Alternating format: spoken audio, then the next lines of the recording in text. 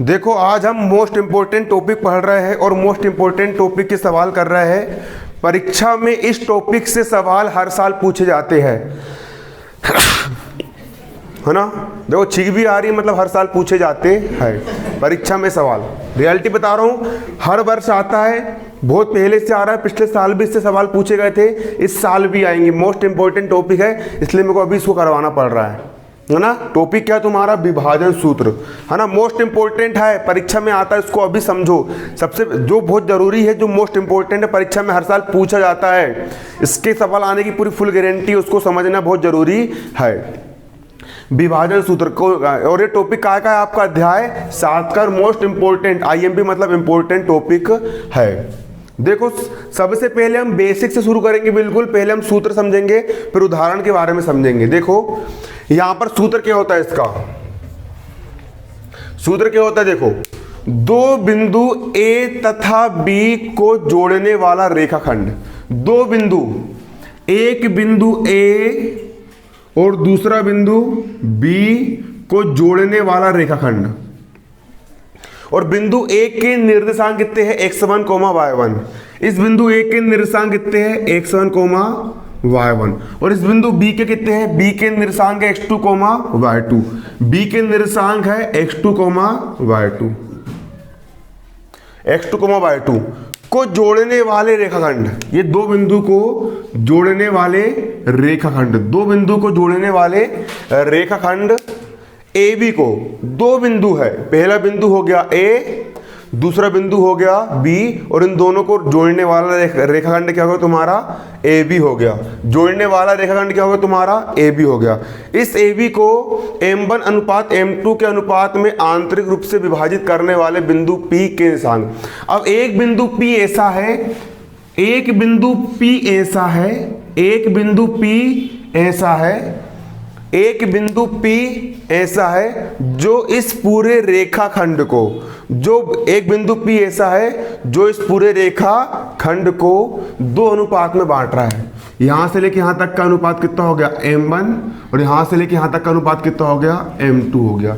अगर ऐसी कंडीशन बनती है कि दो बिंदु हो गए, पहला बिंदु ए, दूसरा बिंदु बी हो गया, बिंदु ए के निर्देशांक x1, y1, बिंदु बी के निर्देशांक x2, y2 है, और एक बिंदु P है जो आंतरिक रूप से इस रेखाखंड को दो अनुपात में बांट रहा है, पहला m1 और दूसरा m2। तो इस बिंदु P के निर्देशांक क्या होंगे हमको पता क्या? नहीं। तो इस प्रकार से इस बिंदु P के निर्देशांक को ज्ञात करने का सूत्र होता है कोष्टक में। अब इस बिंदु P के दो निर्देशांक आएंगे, हमको पता क्या? नहीं पता। मैंने मान लिया कि इसका हो गया x निर्देशांक, इसका कितना हो गया? y हो गया। बिंदु P के निर्देशांक कितना मान लिया मैंने? x, y। तो जो x होगा उसका मान क्या होगा मालूम है? x वाले का मान होगा m1 x2 plus m2 x1 बटे m1 प्लस m2। याद करने का सूत्र कुछ मत करो, x का निकालना है ना, तो यहां पर m1 प्लस m2 कर दो, और नीचे भी क्या कर दो? m1 प्लस क्या कर दो? m2 कर दो। कर दिए? यहां भी m1 m2, यहां भी m1 m2। अब 1 वाले के साथ 2 वाले की जोड़ी जमा दो, x का निकाल रहा है, 2 कर दो, और यहां पर 2 वाले के साथ 1 वाले की जमा दो, m2 x1। तो x के क्या हो जाएंगे? x के निर्देशांक हो जाएंगे m1 x2 plus m2 x1 बटे m1 प्लस m2। x वाले के क्या हो जाएंगे? m1 x2 plus m2 x1 बटे m1 प्लस m2। हो गया क्लियर? अब ये किसका हो गया? x का निर्देशांक हो गया। किसका निर्देशांक हो गया? x का निर्देशांक हो गया। अब किसका निकाल लेंगे? y का निकाल लेंगे। किसका निकाल लेंगे? y का। किसका निकाल लेंगे? y का। y का निकालेंगे तो यहां पर क्या लिखेंगे? y बराबर, क्या लिखेंगे? y बराबर, y का निकाल रहे हैं, y का क्या हो जाएगा? y का वही होगा m1 प्लस m2 बटे m1 प्लस m2। y का निकाल रहा है तो यहां पर m1 के साथ y2 और यहां m2 के साथ y1, है ना। क्या हो गया? सामने देखो, है ना, ठीक। y का निकाल रहा है, y का कैसे निकालेंगे? m1 y2 plus m2 y1। Paper में जे आएगा, है ना, वहां किसी की ड्राइंग नहीं बनाना अपन को, है ना। y का कैसे निकालेंगे, m1/2 प्लस m2/1 बटे m1 plus m2। Clear. y का निकालोगे, y का कैसे निकलेगा, m1/2 प्लस m2/1 बटे m1 प्लस m2। तो देखो बिंदु P के निर्देशांक, कब बिंदु P के, अगर बिंदु P दो बिंदु को मिलाने वाले रेखाखंड को m1 अनुपात m2 में बांटता है तो इस बिंदु P के निर्देशांक क्या हो जाएंगे, ये वाला क्या हो जाएगा, x बराबर m1x2 प्लस m2x1 बटे m1 प्लस m2, y बराबर m1/2 प्लस m2/1 बटे m1 प्लस m2, ये हो जाएगा। क्लियर, मौखिक बनना चाहिए। इस सूत्र पे पूरा, इस सूत्र का पूरा खेल है, आज समझ में। और अगर बिंदु P मध्य बिंदु है, मध्य बिंदु का मतलब क्या होता है, इस रेखाखंड के बिल्कुल बीचम बीच में स्थित है। बिंदु P क्या है आपका, मध्य बिंदु है। मध्य बिंदु का मतलब ही होता है बिंदु P इस रेखाखंड के बिल्कुल बीचम बीच में स्थित है। तो जितना अनुपात ये होगा उतने अनुपात ये भी होगा। दोनों अनुपात कैसे होंगे, बराबर होंगे। अगर इसका अनुपात अगर 1 है तो इसका अनुपात भी कितना होगा, 1 होगा। यदि बिंदु P, अब देखो विशिष्ट स्थिति, यदि रेखाखंड का मध्य बिंदु, यदि रेखाखंड का मध्य बिंदु उससे 1:1 के अनुपात में विभाजित करता है। यदि रेखाखंड का मध्य बिंदु इस रेखाखंड को 1:1 के अनुपात में विभाजित करता है तो बिंदु A x1, y1 और बिंदु B x2, y2 को जोड़ने वाले रेखाखंड AB के मध्य बिंदु P के निर्देशांक। अब यहां पर m1 था, m1 का मान कितना रख दोगे तुम, यहां पर m1 का मान कितना रख दोगे, सूत्र में 1 रख दोगे। m2 का मान भी कितना रख दोगे, 1 रख दोगे। m1 का मान कितना रख दोगे, ये m1 था ना, 1 रख दोगे। m2 का मान भी कितना रख दोगे, 1 रख दोगे। तो 1 और 1 कितना हो गया, 2 हो गया। क्या बचा, x2 प्लस x1 बचा, x2 प्लस x1 बचा। अगर मध्य बिंदु की स्थिति आती है तो सूत्र चेंज हो जाएगा। क्या लगाना, फिर इस बिंदु के निर्देशांक कैसे निकलेंगे, x1 प्लस x2 बटे 2 y1 प्लस y2 बटे 2। क्लियर। दूसरा सूत्र है ये, पहला सूत्र तो वाला हो गया, ये वाला। अब दूसरा सूत्र, अगर बिंदु P समान अनुपात में बांटता है, कितने अनुपात में, 1:1 के अनुपात में बांटता है। किसको बांटता है, रेखाखंड AB को बांटता है। तो बिंदु P के निर्देशांक क्या हो जाएंगे, x1 प्लस x2 बटे 2 y1 प्लस y2 बटे 2। और अगर m1 अनुपात m2 के अनुपात में बांटता है तो क्या हो जाएंगे निर्देशांक, m1 x2 plus m2 x1 बटे m1 प्लस m2 और m1 y2 plus m2 y1 बटे m1 प्लस m2। ये क्या हो जाएंगे, बिंदु के निर्देशांक हो जाएंगे। क्या हो जाएंगे, बिंदु के निर्देशांक हो जाएंगे। क्लियर, ये सूत्र हो गया। आप सवाल लिखेंगे इससे कुछ।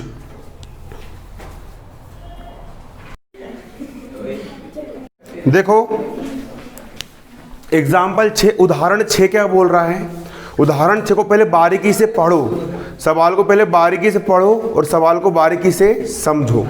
सवाल ये बोल रहा है, उस बिंदु के निर्देशांक ज्ञात कीजिए। आपको एक ऐसे बिंदु के निर्देशांक ज्ञात करना है, आपको उस बिंदु के निर्देशांक ज्ञात करना है जो बिंदुओं 4,-3 और 8,5 को जोड़ने वाले रेखाखंड को आंतरिक रूप से 3:1 के अनुपात में विभाजित करता है। एक ऐसे बिंदु के निर्देशांक ज्ञात करो, एक ऐसे बिंदु के, मेरे को नहीं पता बिंदु क्या है, मैंने मान लिया P। एक ऐसे बिंदु के निर्देशांक ज्ञात करो जो बिंदुओं, 2 बिंदु है, पहला बिंदु ये बिंदु क्या है तुम्हारा 4,-3 और दूसरा है तुम्हारा ये कितना है तुम्हारा 8,5। एक ऐसे बिंदु के निर्देशांक ज्ञात करो जो 2 बिंदुओं को जोड़ने वाले रेखाखंड को, किसको, 2 बिंदुओं को जोड़ने वाले रेखाखंड को, ये जो बिंदु है कितने अनुपात में विभाजित कर रहा है, 3:1 के अनुपात में विभाजित करता है। कितने अनुपात में, ये अनुपात हो गया 3 और ये अनुपात हो गया 1। एक ऐसे बिंदु के निर्देशांक ज्ञात करो, एक ऐसे बिंदु के निर्देशांक ज्ञात करो जो 2 बिंदु, पहला बिंदु ये वाला हो गया 4,-3, दूसरा बिंदु ये वाला हो गया 8,5, 2 बिंदुओं को मिलाने वाले रेखाखंड को कितने अनुपात में काट रहा है, 3:1 के अनुपात में विभाजित कर रहा है। क्लियर। 3:1 के अनुपात में विभाजित कर रहा है। हल डालेंगे। सबसे पहले यहां पर हम क्या लिखेंगे कि माना कि वह बिंदु P है, यहां पर लिखना पड़ेगा माना वह बिंदु P है। माना वह बिंदु क्या है? P है। जो बिंदु इस बिंदु को कोई नाम नहीं, इसको मैंने A नाम दे दिया। इस बिंदु को कोई नाम नहीं, इसको मैंने B नाम दे दिया। जो बिंदु A ब्रैकेट में 4,3 तथा बिंदु B ब्रैकेट में 8,5 को मिलाने वाले रेखाखंड को कितने अनुपात में काटता है? 3:1 के अनुपात में काटता है। 3:1 के अनुपात में क्या करता है? विभाजित करता है। ठीक, क्या मान लिया हमने? जो माने वो लिखे। माना बिंदु P है, माना वह बिंदु P है जो बिंदु A तथा B को मिलाने वाले रेखाखंड को 3:1 के अनुपात में विभाजित करता है। 3:1 के अनुपात में क्या करता है? विभाजित करता है। तब तुलना करेंगे जी अपन। तो देखो, इस बिंदु को हमने क्या माने थे? x1, y1 माने थे। ये बिंदु क्या था आपका? x1, y1। अब भी सूत्र में जो मैंने बताया था, सूत्र के हिसाब से बिंदु क्या था आपका? x1, y1 था। और ये बिंदु क्या था आपका? x2, y2 था। और बिंदु P के निर्देशांक हमने क्या माने थे? x, y माने थे। और अनुपात कितना था? m1, m2 था। यही था।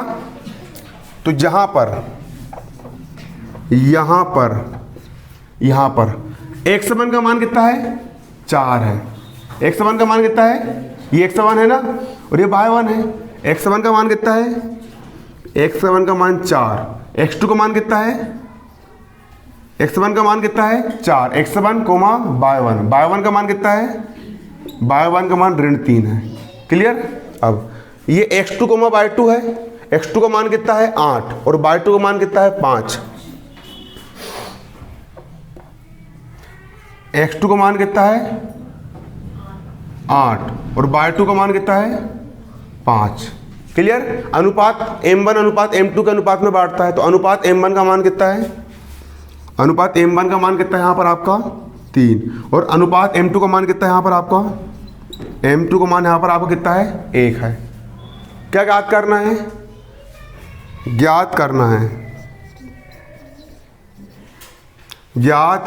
ज्ञात करना है? बिंदु P के निर्देशांक, है ना? क्या ज्ञात करना है? बिंदु P के निर्देशांक ज्ञात करना है।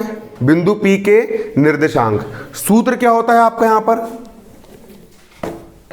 निर्देशांक ज्ञात करने का सूत्र क्या होता है? अब सिंपल सूत्र लगाना है, मान रखना है, हल करना है, आंसर जाएगा। और इसी पैटर्न पर पूरी प्रश्नावली की सवाल है। ये सवाल सीख गए, पूरे सवाल सीख जाओगे।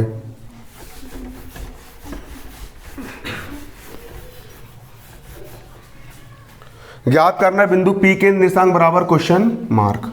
तो सूत्र क्या लगाओगे?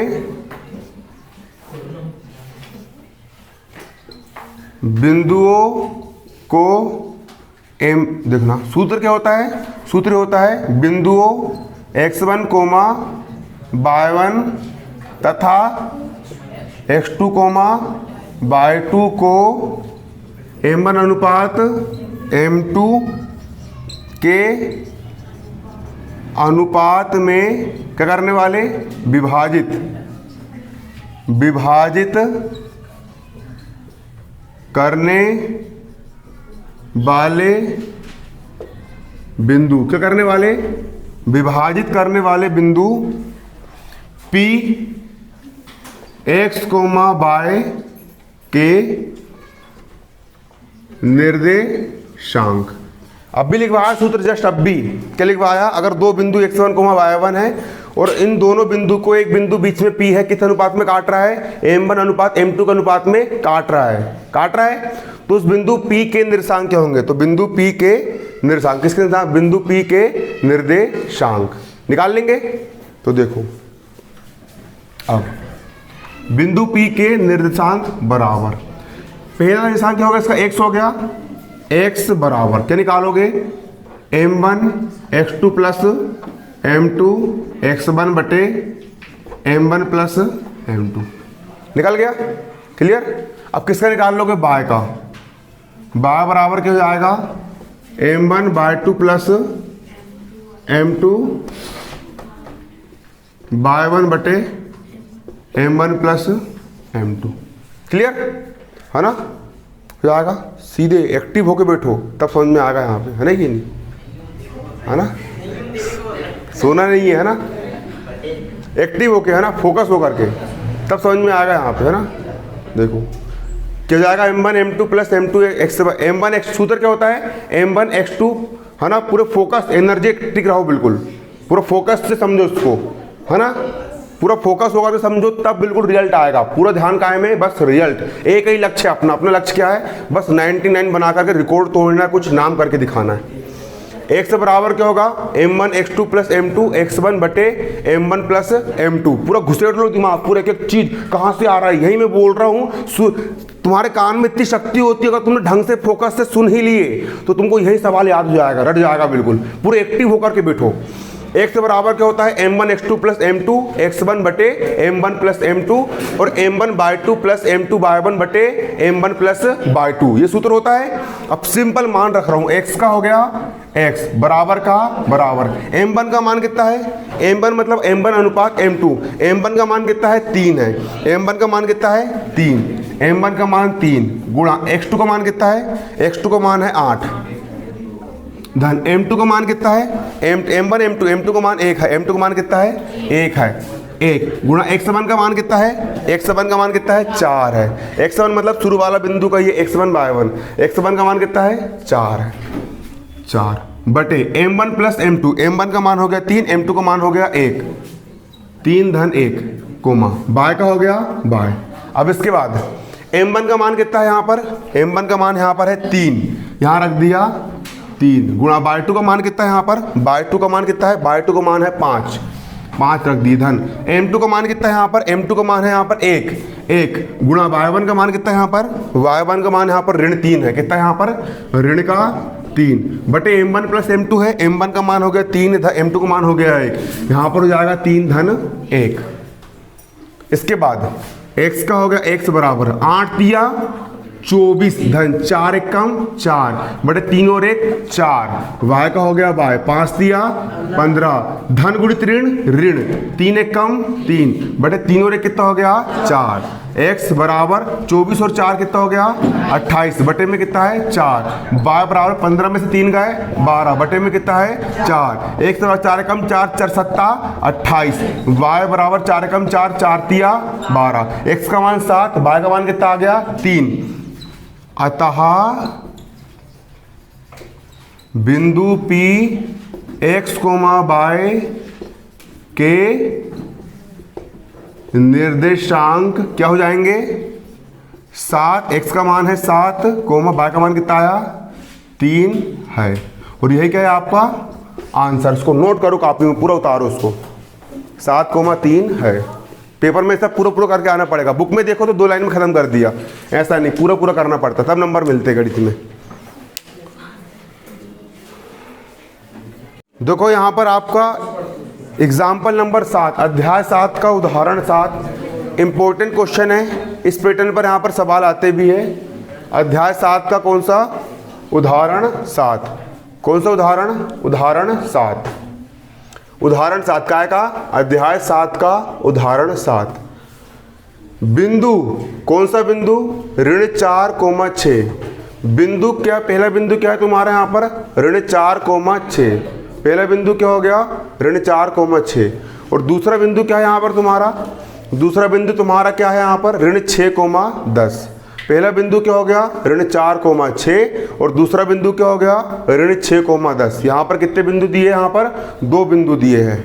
देखो पहला बिंदु ये हो गया, ये बिंदु क्या दिया तुम्हारा, ऋण 4,6 और दूसरा बिंदु ये हो गया, ये बिंदु क्या दिया है तुम्हारा यहाँ पर, ऋण 6,10 दिया है, 2 बिंदु है ना। देखो एक बिंदु दिया है ये ऋण 6,10, इसका नाम कितना दिया है, ए दिया है, और एक बिंदु ये दिया है 3,8, क्या दिया है, देखो 3,8, इसका नाम क्या दिया है, बी दिया है। और एक बिंदु ये दिया है, ये बिंदु क्या दिया है, ऋण 4,6 दिया है, ये बिंदु क्या दिया है, ऋण 4,6 दिया है।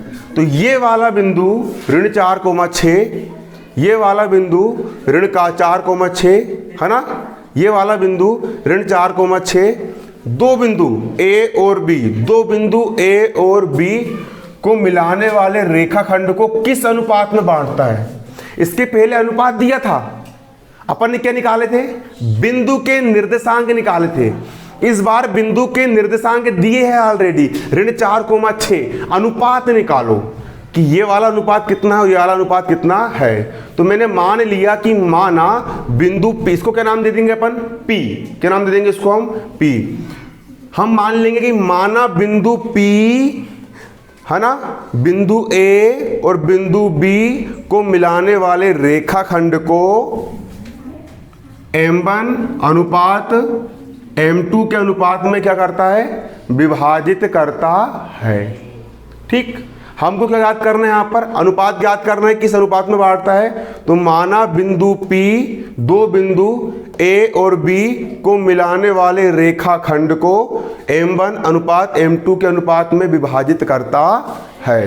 M1 अनुपात M2 के अनुपात में क्या करता है, विभाजित करता है। अनुपात याद करना है ना, अनुपात कितना मान ली हमने, M1 अनुपात M2 मान ली। यहाँ पर डालेंगे हम क्या, हल डाल के लिखेंगे माना, वो सवाल ही बोल रहा है किस अनुपात में बांटता, तो माना बिंदु P, इसको ये निर्देशांक क्या होगा इसके, ऋण 4,6 है ना, बिंदु P ऋण 4,6, 2 बिंदु, 2 बिंदु ऋण 2 बिंदु, उसमें पहला बिंदु A क्या है, ऋण 6,10 तथा B क्या है, 3,8 को मिलाने वाले रेखाखंड को M1 अनुपात M2 के अनुपात में विभाजित करता है। मान ली हमने यहां पर, क्लियर।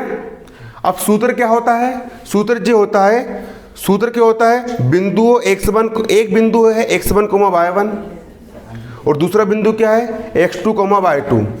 एक बिंदु क्या है तुम्हारा यहाँ पर, ये वाला क्या है तुम्हारा, ये x1, y1, ये वाला बिंदु, और एक बिंदु क्या है तुम्हारा, ये वाला क्या है तुम्हारा x2, y2 है।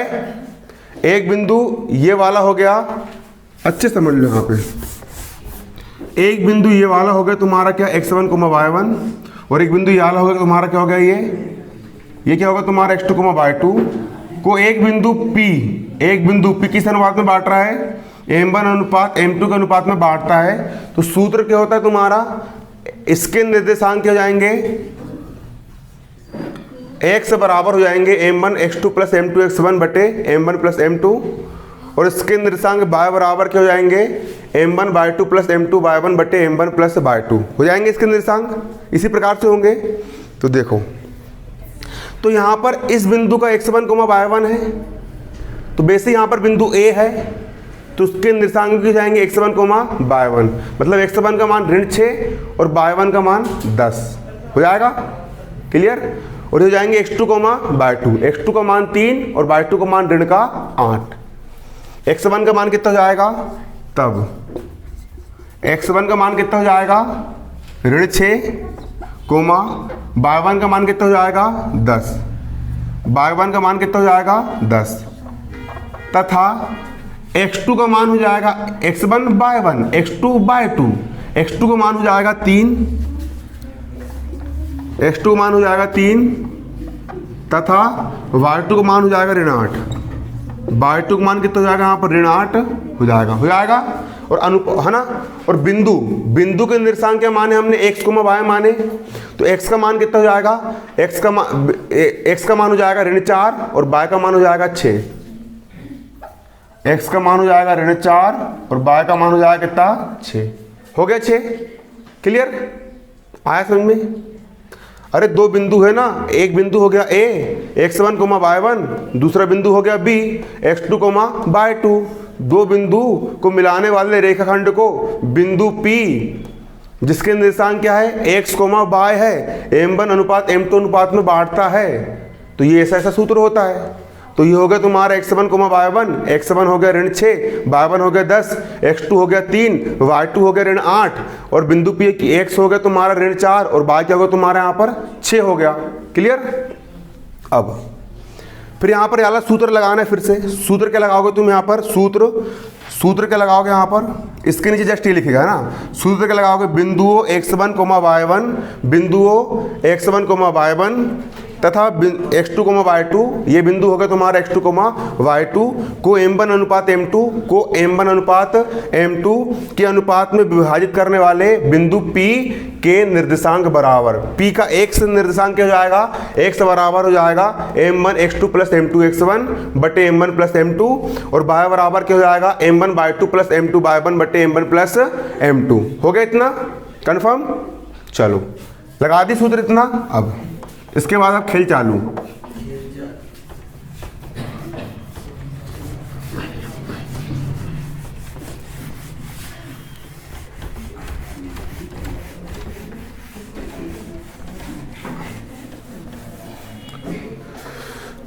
देखो अब x का मान कितना है, x का मान कितना है, x का मान है ऋण 4, x का मान कितना रख दिया यहाँ पर मैंने ऋण 4 बराबर का बराबर m1 का मान कितना है, m1 का मान नहीं पता तो m1 का यहाँ पे लिख देंगे हम m1 गुणा x2 का मान कितना है, x2 का मान कितना है 3 है, x2 का मान कितना है 3 धन m2 का मान नहीं पता तो m2 का हो गया m2 गुणा x1 का मान कितना है, x1 का मान कितना है यहाँ पर आपका, x1 का मान कितना है ऋण 6, ऋण का 6 बटे m1 प्लस m2 तो हो जाएगा m1 plus m2 coma y का मान कितना है यहाँ पर, y का मान है आपका 10, y का मान कितना है यहाँ पर आपका 10 बराबर m1 का मान नहीं पता, m1 का हो गया m1 गुणा y2 का मान कितना है यहाँ पर, y2 का मान यहाँ पर आपका ऋण का 8 है, कितना है यहाँ पर आपका ऋण का 8 धन m2 का हो गया यहाँ पर m2 गुणा y1 का मान कितना है यहाँ पर आपका, y1 का मान कितना है, कितना y1 का मान कितना, y1 का मान 10 है, y1 का मान कितना है 10 बटे m1 प्लस m2 नहीं पता तो m1 प्लस m2 यहाँ पर जैसे का वैसा हो गया। क्लियर, m1 प्लस m2 आपका जैसे का वैसा हो गया। अब एक ये भी बन गया, एक समीकरण ये भी बन गया है ना, क्या हो गया, एक समीकरण ये भी हो गया है ना और एक समीकरण ये भी हो गया। क्लियर, एक समीकरण आपका ये वाला हो गया, दूसरा समीकरण ये वाला हो गया है ना। आ रहा समझ में आपको यहाँ पर। तो देखो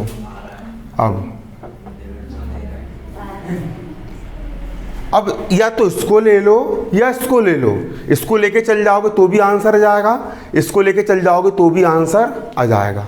इसको लेके चल रहा है, देखो ऋण 4 का यहाँ पर हो गया ऋण 4 बराबर का बराबर m1 गुणा 3 ये हो जाएगा 3 m1 धन गुणित ऋण ऋण 6 इंटू m2 का हो जाएगा यहाँ पर 6 m2 बटे का हो गया बटे m1 प्लस m2 का यहाँ पर हो जाएगा m1 प्लस m2। क्लियर, इसको बस लेके चल रहा हूँ मैं है ना, इसको नहीं भी लिया हो तो आंसर जाएगा। इसके बटे में कुछ नहीं क्या मान लिया मैंने, 1 मान लिया। अब क्या करेंगे, इसका गुणा इससे कर देंगे और इसका गुणा इससे कर देंगे। यहाँ पर है तुम्हारा ऋण 4 का मल्टीप्लाई इससे हो जाएगा m1 प्लस m2 से बराबर का बराबर, इसका मल्टीप्लाई इससे हो जाएगा, यहाँ पर हो गया 1 का मल्टीप्लाई इससे 3m1 -6m2। अब ऋण 4 का मल्टीप्लाई पूरे कोष्टक से हो रहा है, तो ऋण 4 गुणा m1 का यहाँ पर हो जाएगा ऋण 4m1, धन गुणित ऋण ऋण 4m2 का यहाँ पर हो जाएगा 4m2 बराबर इसका इससे हो जाएगा, यहाँ पर हो जाएगा 3m1, ये कितना हो जाएगा यहाँ पर तुम्हारा ऋण का हो गया ऋण 6m2। अब m1 वाले को एक तरफ कर लो, m2 वाले को एक तरफ कर लो। देखो ऋण 4m1 का ऋण 4m1 क्लियर बराबर किस तरफ 3m1, धन का इस तरफ आकर 3m1 का हो जाएगा ऋण का हो जाएगा बराबर का बराबर ऋण 6m2 का ऋण 6m2 बराबर किस तरफ 4m2 ऋण का उस तरफ जाकर 4m2 का हो जाएगा धन का हो जाएगा। अब ऋण 4m1 और ऋण 3m1, 4 और 3 कितने जाएंगे ऋण का 7m1 बराबर ऋण वाला और एक धन वाला घट जाएगा, 6 में 4 गए 2, बड़ी संख्या ऋण की चिन्ह का आएगा ऋण का, m2 का यहाँ पर क्या हो जाएगा m2 क्लियर। अब बराबर किस तरफ m2 2 के गुणे में है, पक्षांतर करेंगे तो कायम में जाएगा बटे में, m1 का हो गया यहाँ पर m1 इस तरफ गुणे में इस तरफ कायम में जाएगा ये बटे में m2 बराबर ऋण 2 का यहाँ पर होगा ऋण 2 बराबर किस तरफ ऋण 7 गुणे में है, इस तरफ कायम में जाएगा ऋण 7 बटे में, आ गया क्लियर। अब ऋण से ऋण कट गया तो m1 बटे m2 बराबर कितना आ गया 2/7, 2/7 या m1 बटा मतलब अनुपात, m1 अनुपात m2 बराबर आ गया 2:7, 2:7 और ये आपका अनुपात निकल के आ गया, ये हो गया आपका आंसर। m1 अनुपात m2 बराबर 2 अनुपात कितना होता है 7 होता है। ये हो गया आपका यहाँ पर आंसर। उतार ली इसको, जल्दी उतारो उसको, नोट करो है ना।